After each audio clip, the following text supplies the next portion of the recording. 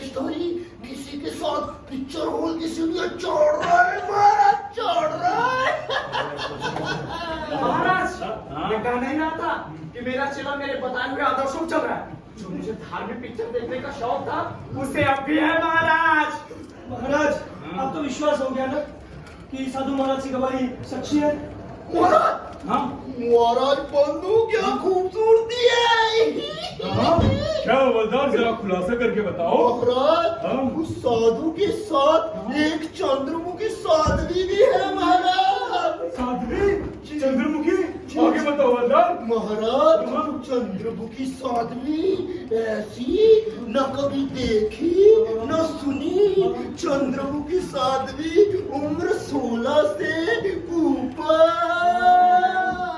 रंग चांदी सा, बदन चंदन सा। जब वे चलती है महाराज तो लगता है दुनिया डोल रही है, मतलब डोल रही है, डोल रही है, डोल रही है, डोल रही है।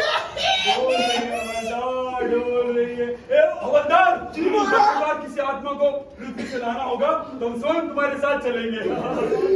हाँ, साध्वी चंद्रमुखी, ऐसा करो, ये दूरबीन साधु महाराज को दो। ये भी तो पहचाने क्या उनका शिष्य सेवादास है? नहीं, लो लो लो। राम राम राम राम। क्या हो गया? क्या हुआ महाराज? ये आपका शिष्य है? महाराज मत कहो उसको मेरा शिष्य। महाराज इससे क्या हो, वो किसी के साथ भी जाए पर है तो धार्मिक पिक्चर ही ना। पिक्चर? अरे भाई हवलदार जी, देखना तो कौन सी पिक्चर लगी है। बहुत दिनों के पिक्चर ना देखी हमने। महाराज पिक्चर का नाम तो कुछ समझ में नहीं आ रहा है, लेकिन होर्डिंग पर बहुत बड़ा ए लिखा है महाराज। पक्का रंजीत की पिक्चर होगी। और क्या हवलदार? और महाराज उस बड़े से ए के साथ एक साध्वी की खूबसूरत तस्वीर भी है महाराज। दूरबीन मुझे दे, फैसला तो मुझे ही करना है।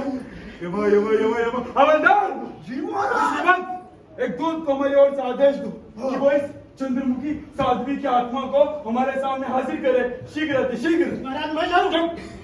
महाराज महाराज महाराज उसके जीवन का समय अभी बहुत बचा है, उसे अभी कैसे बुला सकते हैं महाराज? यारा एक्ट किधर बड़े बाबू, यारा एक्ट यमलोक की न्याय व्यवस्था में बनाया गया कानून, यारा एक्ट। प्रभु ये कौन सा एक्ट है? धरती पर तो ऐसा कोई एक्ट सुना ही नहीं। हवलदार धरती पर अपन तो यारा एक्ट नहीं सुना है, टाडा एक्ट सुने ला। हवलदार जी नए आत्मा को यारा एक्ट के बारे में जानकारी दे दो। अभी लीजिए महाराज। यारा एक्ट का मतलब होता है यमलोक एक्ट पर डावाडोल आत्मा। शुरू करो। आओ भैया तुम्हें दिखाएं महिमा यारा एक्ट की। शांति नियंत्रण है तो व्यवस्था जो है यमलोक की। बोलो यारा एक्ट, जय हो यारा एक्ट, बोलो जय हो यारा एक्ट, जय हो यारा एक्ट। पृथ्वी पर कोई जीव करे उद्वेलित किसी पर जीव को, पृथ्वी पर कोई जीव करे उद्वेलित किसी पर जीव को। ग्राह्य माना जाता है ऐसा करते कई जीव को। ग्राह्य माना जाता है ऐसा करता कोई जीव को।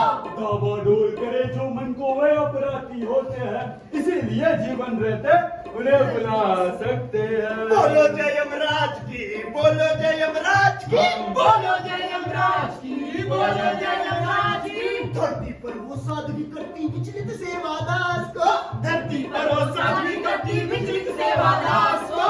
भगवान भक्ति छोड़ चलाओ मूरख पिक्चर हॉल को। भगवान भक्ति छोड़ चलाओ मूरख पिक्चर हॉल को।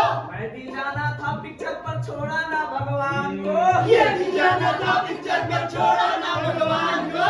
काश यहाँ पहले आ जाती सेवा में मैं आपकी। काश यहाँ पहले आ जाती सेवा में मैं आपकी। धन्य धन्य किस्मती भैया, जय हो यारा एक्ट की। जय हो यारा एक्ट, जय हो यारा एक्ट, बोलो जय हो यारा एक्ट, जय हो यारा एक्ट। जय श्री राम, जय श्री राम। खामोश। इस एक्ट के तहत हम पृथ्वी के किसी भी आत्मा को उसके जीवन काल में कभी भी बुला सकते हैं। यदि हमें लगता है पृथ्वी का कोई जीव ऐसा काम करे जिससे किसी का आत्मा डामाडोल हो जाए। तो ऐसी स्थिति पैदा करने वाले आत्मा को इसक के दर क्या बुला सकते हैं? वो चंद्रमुखी साध्वी भी तो उस साधु के मन को डामाडोल कर रही है, इसीलिए महाराज से यहाँ बुला रहे हैं बड़े बाबू। खबरदार! पिक्चर हॉल के होर्डिंग पर क्या खूबसूरत तस्वीर है। महाराज हाँ बोलो।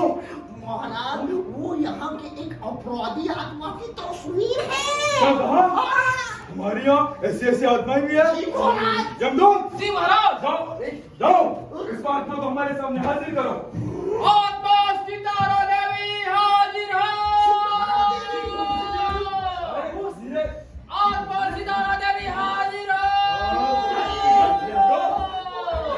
आत्मा सितारा देवी हाजिर हो। अरे तुम गई क्या? अरे आओ वहां से आइए, वहां से आइए। आ रही है।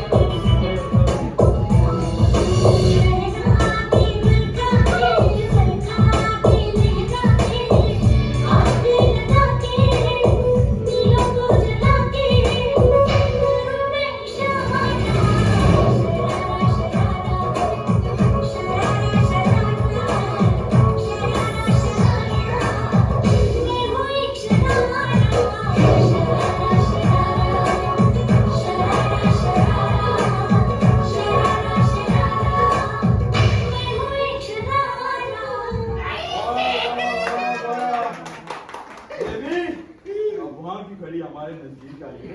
जाइए। वाह देवी वाह, काफी कुछ पिक्चर वाली होर्डिंग की तस्वीर से मिलता जुलता है। क्या आपकी कोई डुप्लीकेट है? महाराज हाँ? ये तो मेरी ही पिक्चर का सीन है। क्या कहा? आपकी पिक्चर है ये? जी महाराज, अच्छा। गोल्डन जुबली पिक्चर थी वो मेरी। द बर्निंग हार्ट, चलता हुआ दिल। चलता हुआ दिल। देखिए ना कितनी सफल पिक्चर थी वो मेरी। और वहाँ की घटिया और नासमझ सरकार ने उसे एडल्ट पिक्चर माना। काश काश ऐसे नॉन पढ़ते तो प्रेरणा पर पिक्चर हम यहाँ देख पाते। महाराज आप चिंता क्यों करते हैं? अब हम भी यहाँ पर हम लोग में ऐसी पिक्चरें बनवा सकेंगे, क्योंकि हमारे पास नायिका भी है, विलन भी है, और प्रोड्यूसर भी है, एडिटर भी है, और प्रोडक्शन हाउस भी है। और महाराज सबसे बड़ी बात, आपके पास एकदम शाहरुख खान जैसा हीरो भी तो है महाराज। महाराज हम यहाँ पर न्याय करने के लिए एकत्र हुए या फिर पिक्चर बनाने के लिए? महाराज मेरी आपसे दरख्वास्त, इस अनुशासन आत्मा को नरक की सजा दे। बड़े बाबू, आप द्वारा पेश किया गवाह ये साधु झूठा वाहियात साबित हुआ है, अतः इसका निर्णय करना जरूरी। हमारी अदालत की झूठी गवाही नहीं चलेगी, नहीं चलेगी। हाँ देवी, देवी आप यहाँ आइए। हाँ हमारी अदालत की झूठी गवाही, हाँ प्रोड्यूसर के बाजू में बैठिए। हाँ? तो अदालत साधु महाराज को झूठी गवाही देने, वो धरती पर अपने चेले सेवादास के साथ अय्याशी करने, मादक पिक्चरें देखने और भोली भाली किशोरियों को फुसलाने के जुर्म में नरक की सजा सुनाती है। ले जाओ इसे और डाल दो नरक की काल कोठरी में। जाओ, जाओ इसे ले जाओ।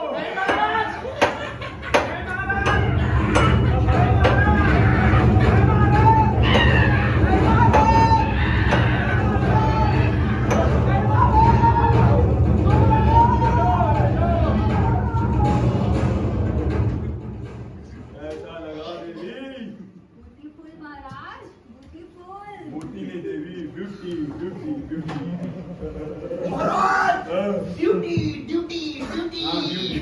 महाराज महाराज ये शेरनी सजा से बच नहीं सकती। ये धरती के थानाधिकारी की रिपोर्ट है जिसमें शेरनी के जुर्मों का काला चिट्ठा मौजूद है। आप इसके आधार पर इसको मृत्यु की सजा दें। महात्मा शेरनी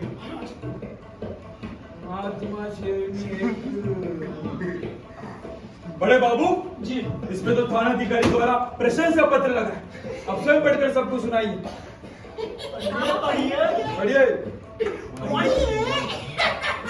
पढ़िए पढ़िए ये मत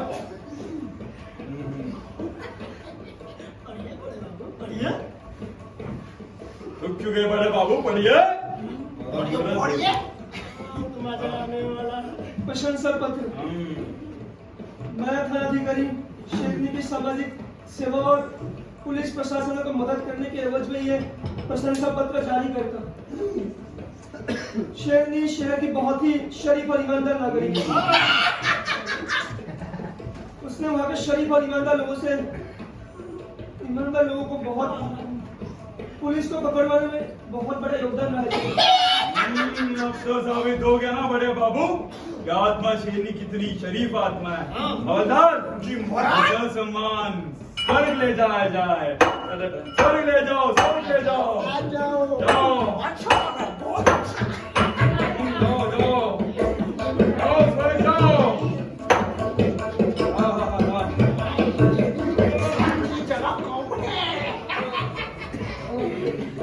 समय समाप्त की घोषणा। The court is adjourned. लेकिन महाराज एक और केस पेंडिंग। फोर्थ है बाबू, अब जानते नहीं पृथ्वी लोक पर हमारा फैन अपरिचित हमारी प्रतीक्षा कर रहा है। उसको यमलोक की नई नई सजाओं के बारे में बताते। कुंभी पाकुम, कृमि भोजनम, तप्तासुरमुखम, सूचिमुत्रम। सूचिमुखम उसमें शरीर पे कीड़े चुभा जाते हैं। कीड़े बड़ा मजा आता है। दूसरा केस हाजिर करो। महाराज मेरी आपसे दरख्वास्त है कि भोलाराम के केस पर भी विचार करें। अरे बाबू जी अब जानते नहीं हमारे हाथ में राम नहीं यम चलता है। उसका नाम बदल के बोला यम कर दो। क्षमा करें प्रभु, मेरी आपसे दरख्वास्त है कि भोलायम के केस पर पुनर्विचार किया जाए। दो जी महाराज। निकट गले में खड़ा किया जाए। आत्मा भोलायम हाजिर हो। यही तो बैठा है हीरा क्या? आइए सत्य वचन है महाराज, सत्य वचन। आइए ईमानदारी का पिटारा। महाराज फ्लोटिंग बाद में पहले काम। तुम हो बोला यम, तुम हो बोला यम। मैं बोला राम। हाँ? नहीं बोला यम। बड़े बाबू जी इनके धरती पर किए कर्मों का लेखा जोखा खोल के हमें सुनाओ। जी महाराज। बड़े बाबू महाराज जरा इधर तो आना। मेरे को एक बात बताओ भैया, तुमने इन लोगों का इंतजाम कर दिया कि नहीं? तुम्हें पता है ना कि स्वर्ग में जगह बहुत सीमित है। अगर इन जैसे भिखारियों को स्वर्ग में ले जाया गया तो इन वीआईपी लोगों का क्या होगा? आप चिंता ना करें बड़े भैया। हाँ? लेकिन जितनी भी आपके लोगों से जितने भी रिश्वत ली है हाँ? उसमें से 50% हिस्सा यमराज जी को पहुंचा दिया है। ओह! अब जितने भी ईमानदार है सब नरक जाएंगे बड़े भैया। और कोई मान स्वर्ग।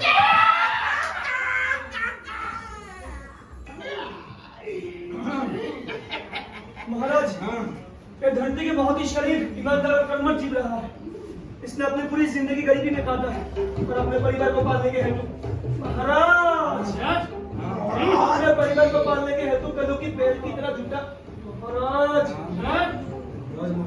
महाराज ये साहूकार से कर्ज भी लिया लेकिन जीते जी उसका कर्ज चुकाता रहा। महाराज इसके ईमानदारी की चर्चा आज भी है। महाराज मेरी आपसे दरख्वास्त है कि इसे स्वर्ग में स्थान दे दें। महाराज इस्तेमाल करते बड़े बाबू, सोने भी नहीं देते। मेरा मतलब अब जान जाए स्वर्ग में सीटें कितनी सीमित है। राम यम अपनी न्याय, नीति, धर्म, कौशल, सत्य, संविधान, संकल्प।